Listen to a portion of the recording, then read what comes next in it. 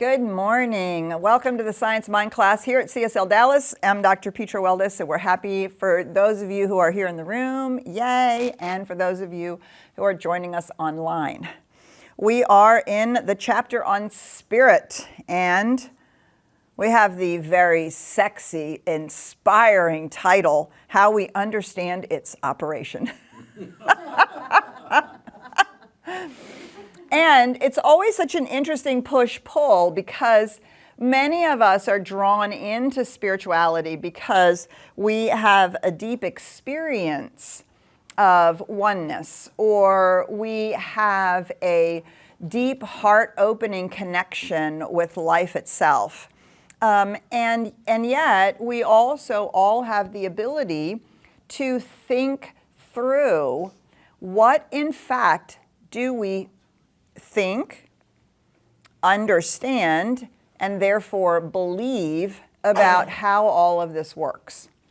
So in Marcus Borg's book, Meeting Jesus Again for the First Time, he talks about four different ways in which we take up our religious or spiritual understanding, our understanding about how life works. And I may not remember all four, but the first one is pre-critical, right? It's just whatever we grew up with.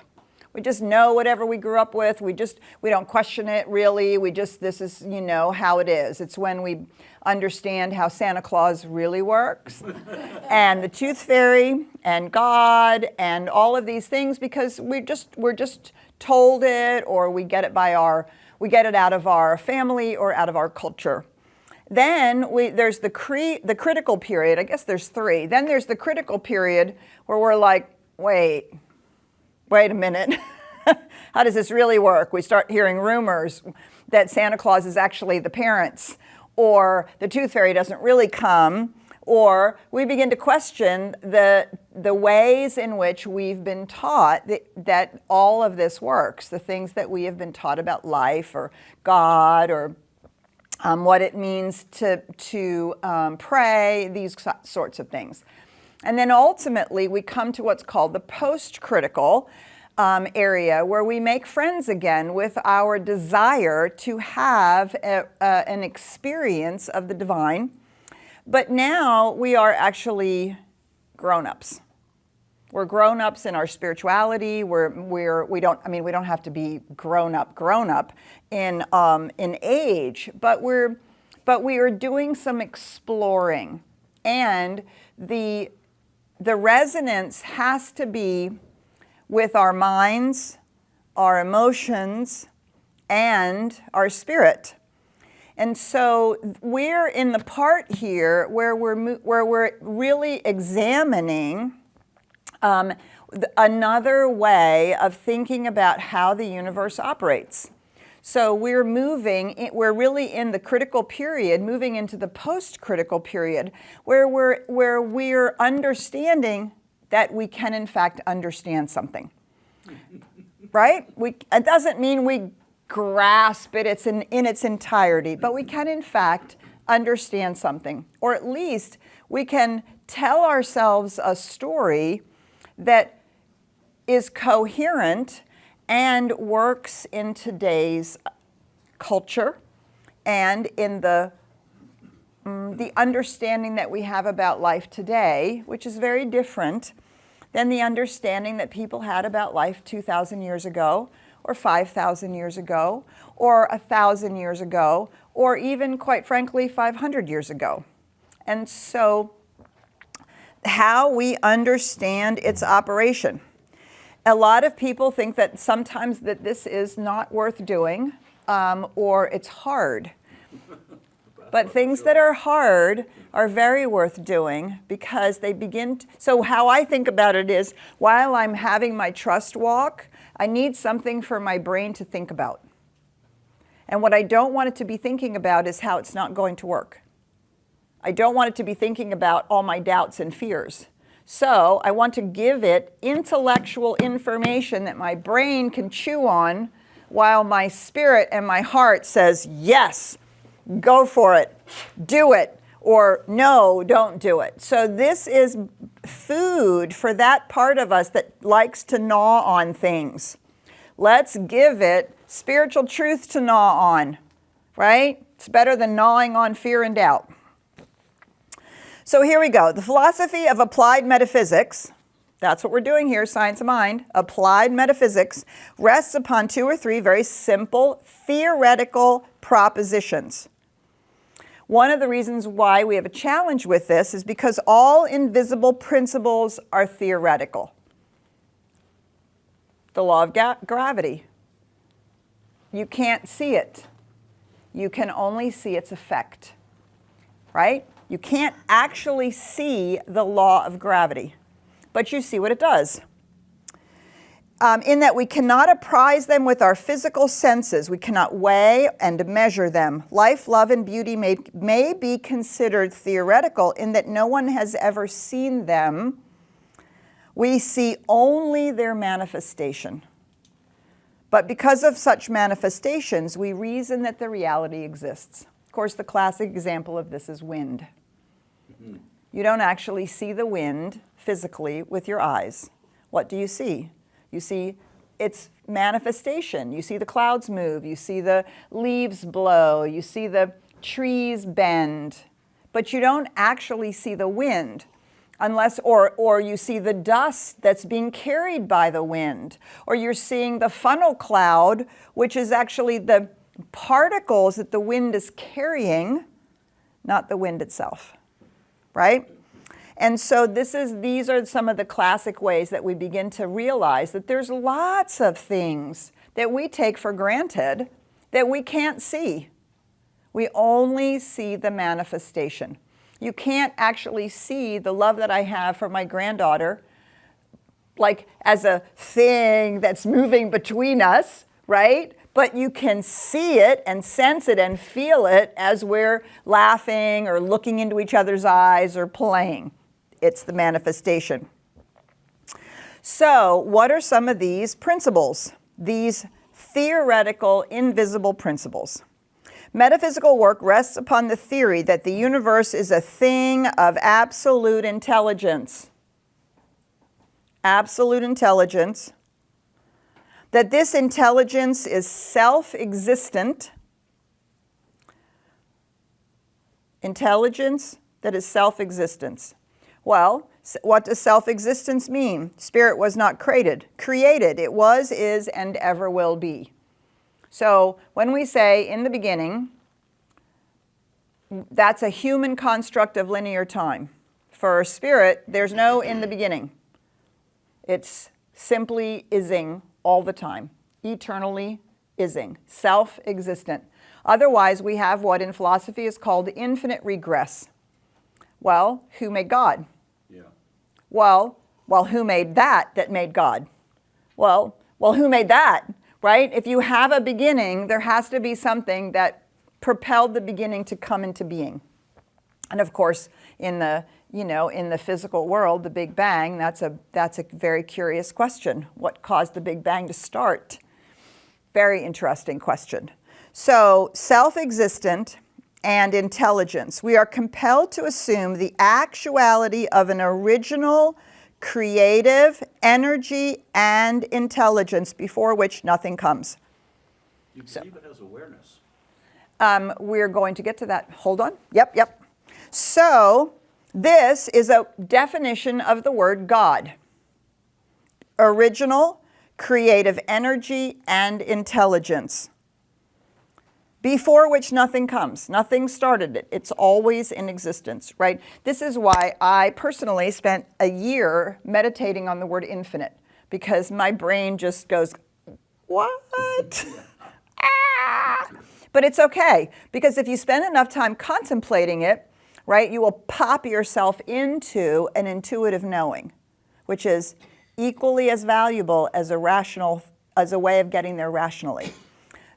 We just keep exploring, what does it mean, an original creative energy and intelligence before which nothing comes? Because basically it's just the fabric of infinity itself.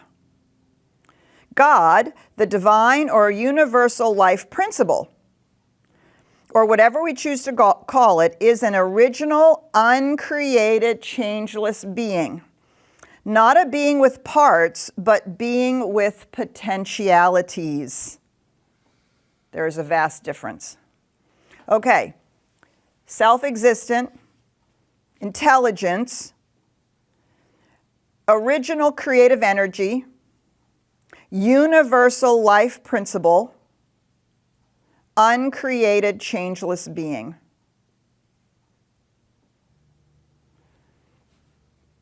That's what we mean by the word God. If we're going to use the word God in the science of mind, we have to be certain that when we use the word God, that's the image in our brain, that's the recognition in our heart. It's one of the reasons why I encourage people not to simply become, not to use the easy way out and just use the word God. Because God is what we're habituated to. And it comes out of our culture, our religion, right? All of those things. But it has an association with it, right? With the minute we say, so if I say grass, what do you see? Green grass. Green grass, right? And if I say meadow, what do you see? You see a meadow you've seen somewhere before, in a picture book or in the Alps or wherever you've been. And if I say child, you immediately have an image of a child. And probably that child that you have an image of has the same skin tone and ethnic look that you do. True. Right? Because we bring things to the words. The words have feeling and flavor and tone to us because we've incorporated them. And so the word God comes to us with a lot of religious and cultural information. So what we want to do is we want to hook that word with new information. Sometimes that's a little challenging. And so it's fun to play with all the many, many, many other words that we use in the science of mind to point towards that thing. But notice how many words are needed to define or describe this thing that we use the word God for. Intelligence, self-existent, original creative energy, universal life principle, original, uncreated, changeless being with potentialities, not with parts. So God is this thing, just like love, that is theoretical, that we cannot see. We can only see its manifestations. We can only see the way it works, just like we can see the way wind works. The more wind there is, the stronger it is, the more it can pick up. So at a certain point, the wind can be damaging, right? But we can never see the wind itself. But we can learn all kinds of things, and we can learn about how wind operates. We can learn about what happens when hot and cold meet each other, what that does to the wind, right? So we can learn all kinds of things about the wind without actually ever seeing the wind itself. So here's another fabulous definition to think about. A present interpretation of the universe, according to one learned physicist, is that of an infinite thinker thinking mathematically. The infinite thinker is a spontaneous thinker, meaning the infinite thinker thinks, and what follows is a sequence of law and order of cause and effect. This is the mathematics. The infinite thinker in movement is principle.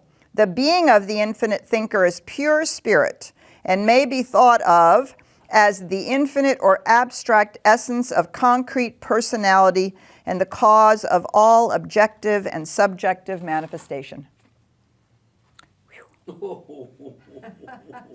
Right.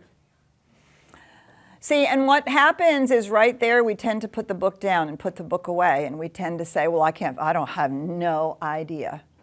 what that is. I was going to say, could you read that last sentence again? Right. Could you translate it? Well, and we're going to do that, right? But that's also the work that you have to do.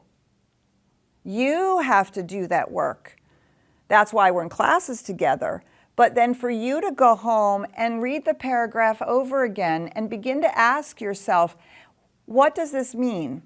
Where do I see this? What manifestations of this can I point to? If this were theoretically the principle, can I see it manifesting in some form or fashion? How can the manifestation reveal to me the theoretical principle that's behind it? Do you see? That's why Science of Mind and New Thought is so interested in nature, because nature shows us the manifestation of the creative principle, of the being with potentials, right? Which is what we get right out of the Transcendentalists, from Ralph Waldo Emerson and people like that, who are absolutely enthralled with the idea that nature reveals the infinite. And it's not just in a book that you read about, nor is it just what people tell you it is. But you can yourself go out into nature and ask the questions, are these things being manifested in some form or fashion? And if I can see the manifestation or the process of manifestation, then I can extrapolate the theoretical principle. Do you see? Now, we're going to get to the feeling of it, no question about it. But right now, we're exercising that part of our brain that needs something to gnaw on. Otherwise, what we say we believe and what we actually have as images back here are in conflict. And then we wonder why our spiritual work is either hard or it doesn't quite work the way we want it to, or we keep hoping something or someone is going to swoop down and rescue us. Because we meditated. We meditated, and therefore somehow poof, right? But we want to actually understand what we're doing. So, What a concept. I know, right? What a concept. All right, so we're going to stop there. I do hope you have your coffee and maybe you've gone to get a second cup. Those of you who are in other time zones, I hope that you're awake. And I'm so glad that you're joining us. We're going to turn to Ryan. Good morning, Ryan Brown. And you know what's so fun, Petra, is today you could probably turn to me because we have some new devices. Richard, go ahead and hit him with that fade camera shot. All right. So we have some cameras here today, and as we're growing in our technology, we'll be able to show the viewers online better representations of all the fun people that we have here in the audience. So this is going to be a fun new way into using technology to enhance our experience here. So this is an engaging conversation, as Petra had mentioned before, and we'd love to hear from you. For the folks here in the audience, we do have a microphone that we can bring over to you. That way you can talk to, and the folks online can hear what you have to say. You can do so by just raising your hand. Oh, I have rock star Patrick right behind me here with the microphone, and he'll hand it to you as well. And for those who are online via Zoom, you can hit the raise your hand icon, and I can bring you into the room as well. And for the folks who are joining us via Facebook, feel free, as well as those who are in Zoom, to put your questions and comments inside of the chat, and I can read that out loud. As always, I do keep the chats anonymous. That way we can continue to have a safe container for spiritual growth. So I just want to go here in the audience. Is there any questions or what came up for you? We have one right over here. So Awesome. do we want to also let you know this is the only side that's going to be on camera. This side over here is not on camera. That's right. So if you prefer to not be on camera when you're asking your question, please sit over here. And if you if you don't mind being on camera so people can see you and so they can feel like it's not just this disembodied voice, and yes, they're real questions of real people. They're real questions with real people. If you don't mind, then this is going to be over here. And we'll make sure that there's always signs as you come in. All right, so we have a question over here. Please say your name. I'm Kate. My question is, how did Ernest Holmes know this to write about it? It's a great question.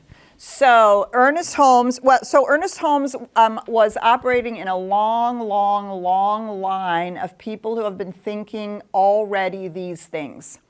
It goes all the way back to the mystery schools, and before that to the Hermetic teachings in Egypt. They were already teaching many of these things. It comes in through the Greek philosophies.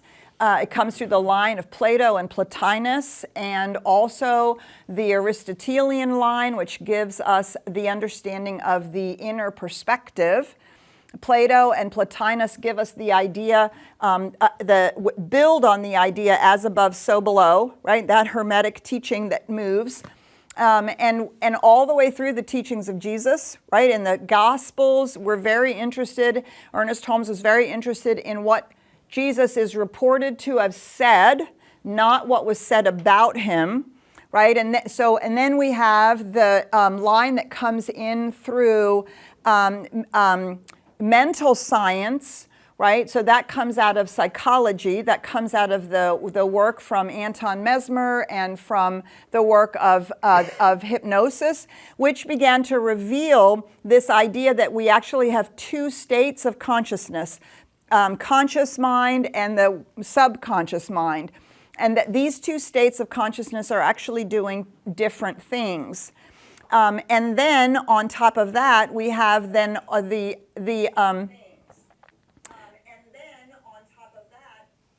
and then we have, sorry, that was just a little technical blip there. We just need to stop for a minute.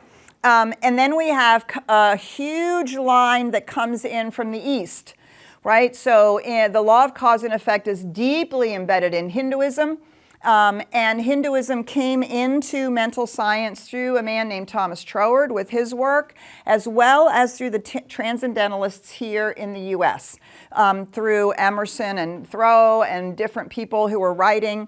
Then we have the whole impact of the, out of the mystery schools came Madame Blavatsky, Theosophy. Came Theosophy, which is more of the esoteric line that came in through Europe, that came all out of the mystery schools, out of the Greek philosophy, out of all of that. We have Swedenborg. We have all of these things. And Ernest Holmes is primarily a self-made reader. So he was raised with two specific books.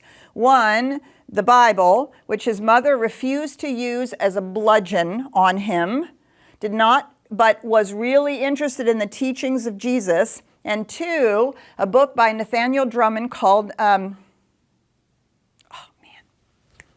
Came and Went.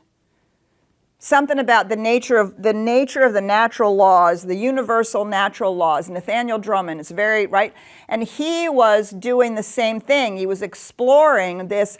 So this churn of and then you have to put in there the mystics, Meister Eckhart and Rumi and the Kabbalah, the deep mystical experience of oneness, right? And all of that has been in the soup of human consciousness. All of it has been evolving and evolving and growing and growing, and Ernest Holmes was passionately interested in this.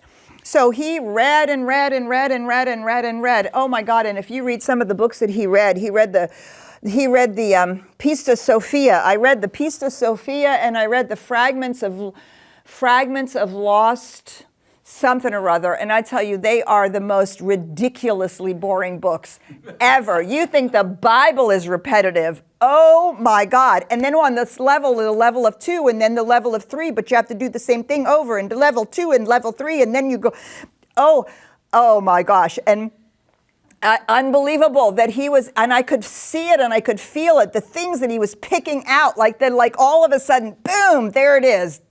But it's pages and pages and pages and pages of the most boring reading. It's truly astonishing. And so what Ernest Holmes says is he was not an original thinker, right? What he was really interested in, because he was so widely read, was like, wait, I read that over here. Wait, that goes with that. Oh, that is so interesting, right? And he wasn't the only one. That Charles and Myrtle Fillmore were doing it in the Unity. Divine Science was doing it. Comes right out of the work of Mary Baker Eddy, that comes right out of Mental Science by Phineas Parkhurst Quimby, who is considered the father of mental science and New Thought, because he was the first person who said you can heal using Christian science, which is the science of the teachings of Jesus, which completely dovetail with the science that is taught in Hinduism, which is exactly the same science which is taught by Plato and Plotinus in that line. And so Ernest Holmes was just sort of synthesizing all of this, and his project, he says over and over and over again, we're going to remove religiosity, sentimentalism, and emotionalism from it. We're going to remove all of that. He also was very interested in removing all of the cultural trappings. You have to do it this way on the outside. You have to kneel this way. You have to wear this on your hat. You have to, on your head. You have to behave a certain way. Was utterly uninterested in that. He was only interested in the internal state that was in alignment with these truths. One, how do we understand it? Two, how do we line ourselves into that internal state? And most importantly, it's not enough just to say, oh, I've had a mystical experience of the divine. A lot of people have mystical experiences of the divine and their life is still a mess. Right? Or they have such a mystical experience of the divine, they simply withdraw from life. And science of mind is nothing if not practical. The question Ernest Holmes was always asking is, how does it heal your life? And how does it contribute to this abundant life that we have been promised? To this full, rich experience of being a being that is an individualized expression of the one, right? And that comes, Ross, to your question about consciousness and self-awareness, right? The whole evolutionary point, the whole point of evolution is to continually create new organs through which consciousness can reveal itself until it can see itself, which is where self-consciousness comes in. So Ernest Holmes was like, no, there's nothing new about what I'm doing. He's just trying to get out from underneath all the trappings, cultural, religious, emotional, and say, no, really, we can in fact understand this. And when we understand it, we will know that we are not just loved, we are love, period. So we want to be the love that we're constantly seeking and hoping that something out there loves us. We can be the creator without hoping that something out there is going to create it for us, right? It's a totally different way of experiencing.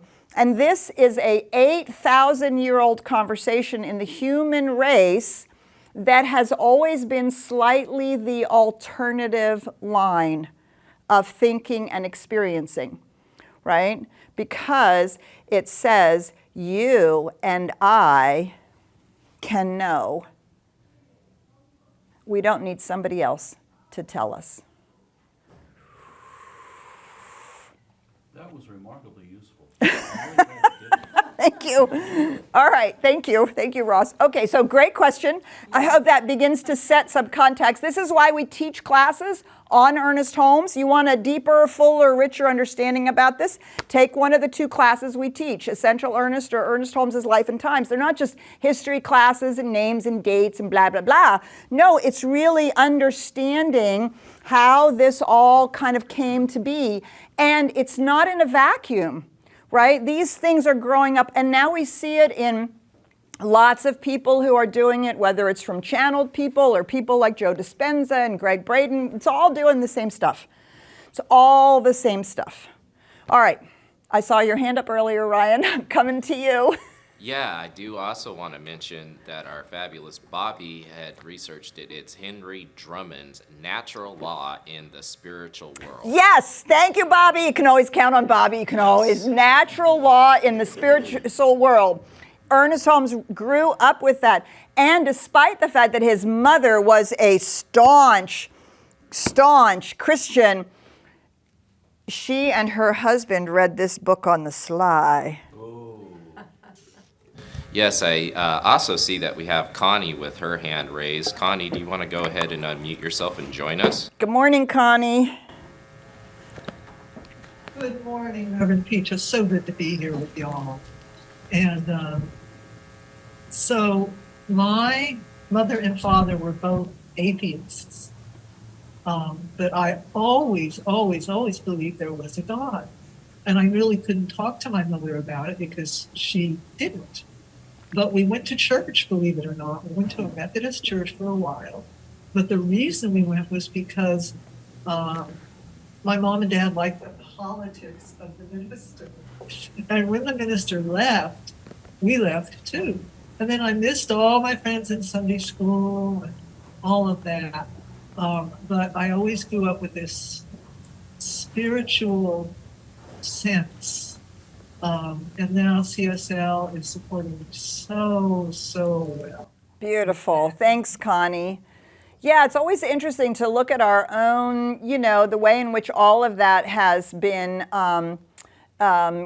explored in our own lives. And it's always so interesting to think about words like agnostic and atheist, right? Agnostic technically means I believe that there's such a thing as God, but I'm not sure I believe in any of the ways it's being taught. Right? Atheist means I'm not sure I believe in God, which usually means really fundamentally is I don't believe in any of the ways it's been taught. And so because what we see in, I'm going to blow your mind. Essentially, science mind is atheist. Why? Because there's no theos in science mind. Theos means a deity, a being with shape and definition, a God. We don't believe in a God, we believe in oneness, which, if we want to use that glyph, G-O-D, to describe it, means the infinite intangible reality we've been talking about, the theoretical principles, the way it works, and all of creation, which actually isn't out there at all, but is right here.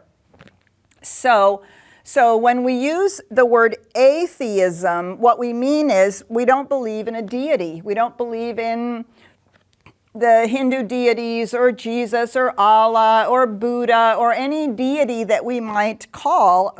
And, of course, one step away from atheism is humanism, which is the belief that human beings can be good by being human beings, by being the best human being they can be.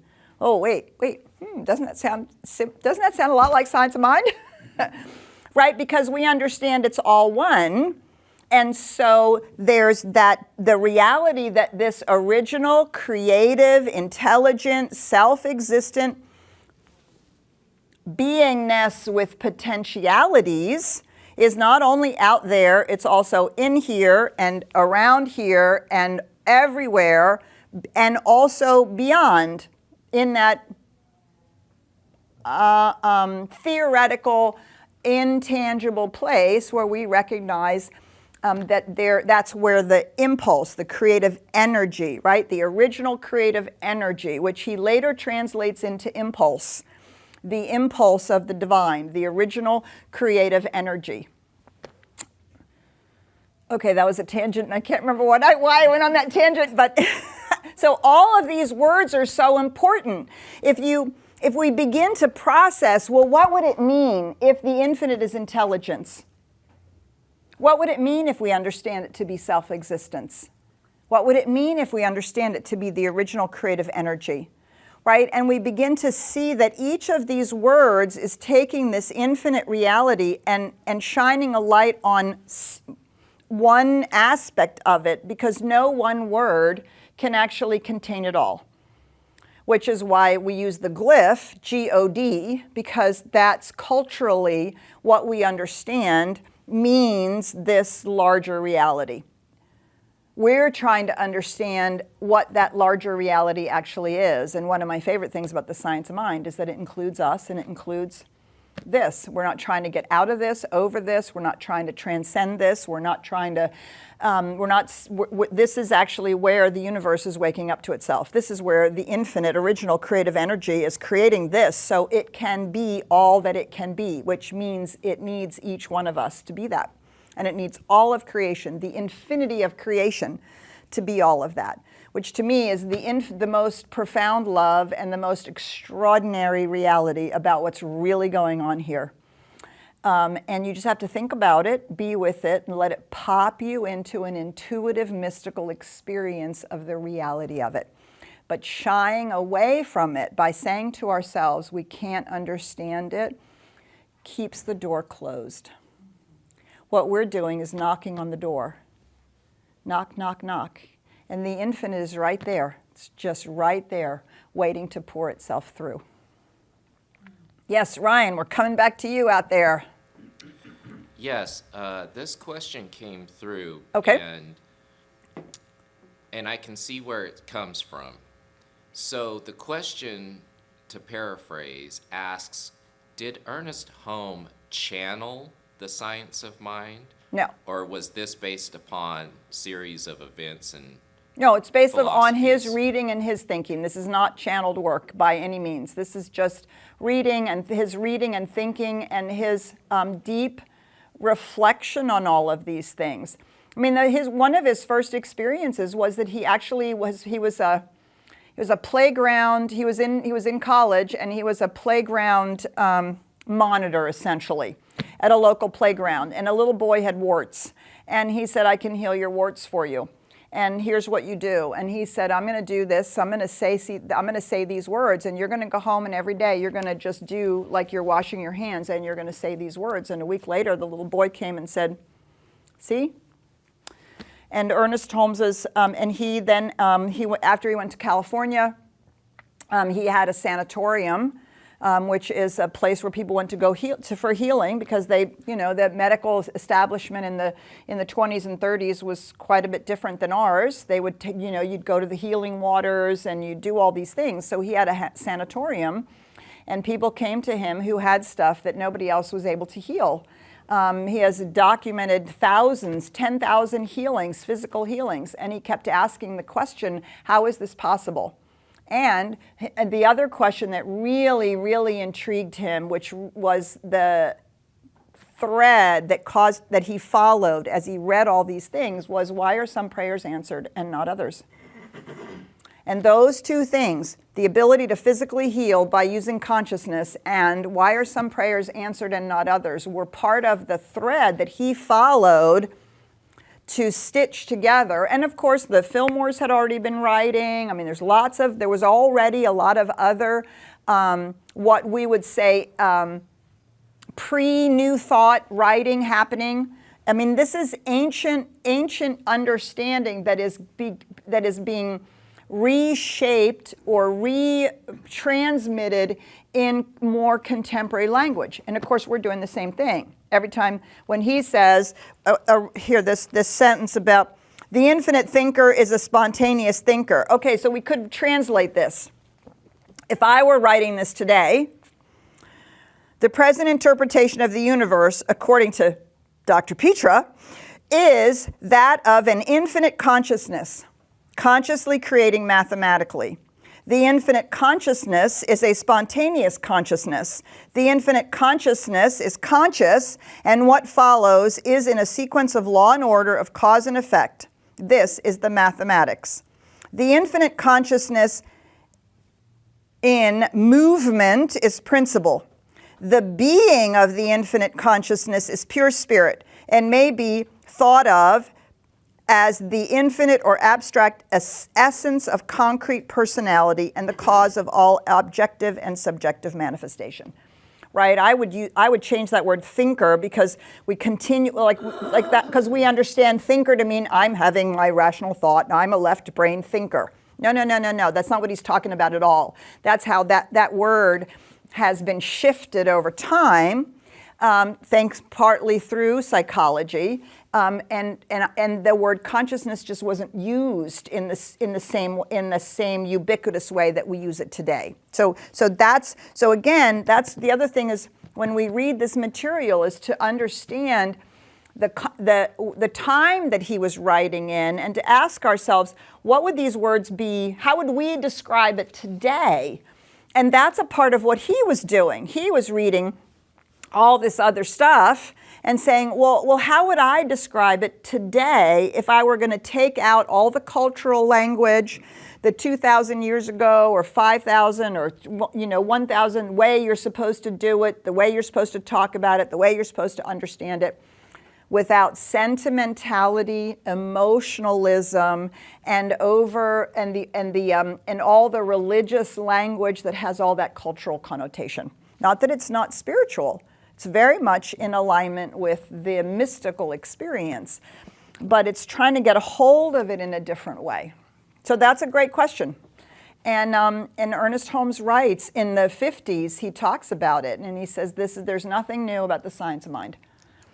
He thinks of himself as a synthesizer of information. And we also say that science of mind is open at the top. That doesn't mean we dump in a whole bunch of things that are not related, but it allows us to continue to grow our understanding and to re-language it so that it's always contemporary.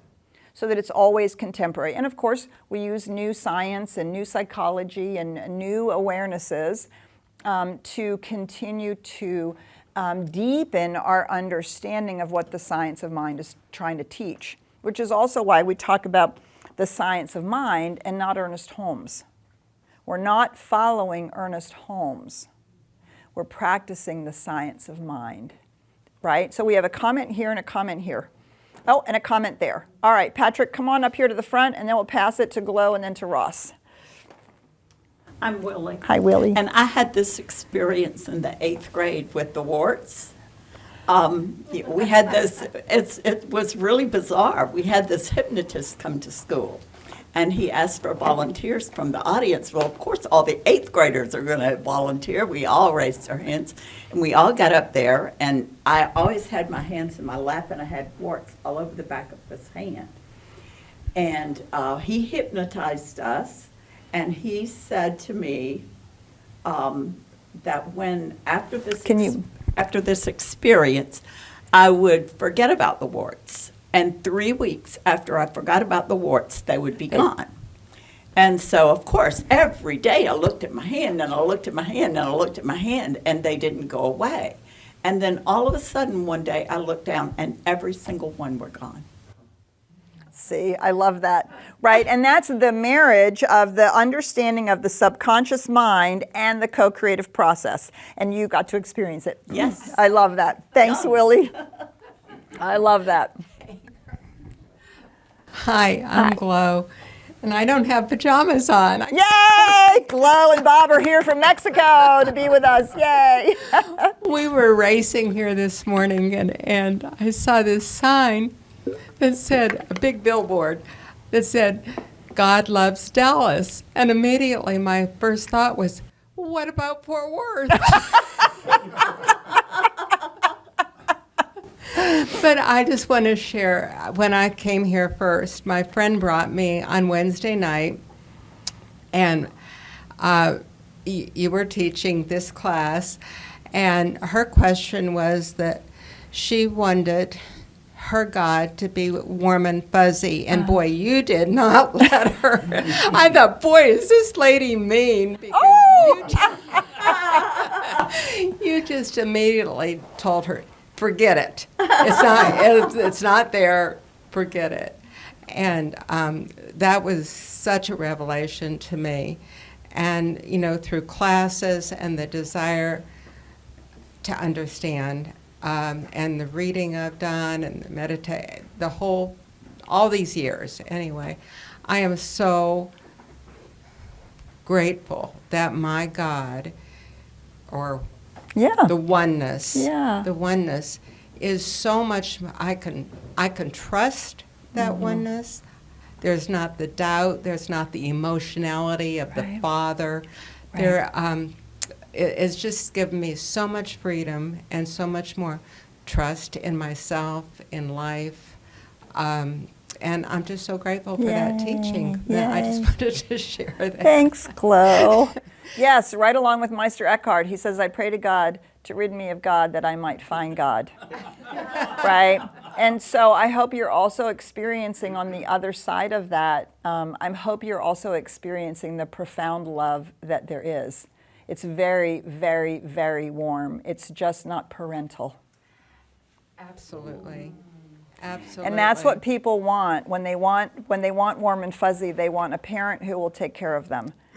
And it's an abdication of our own responsibility.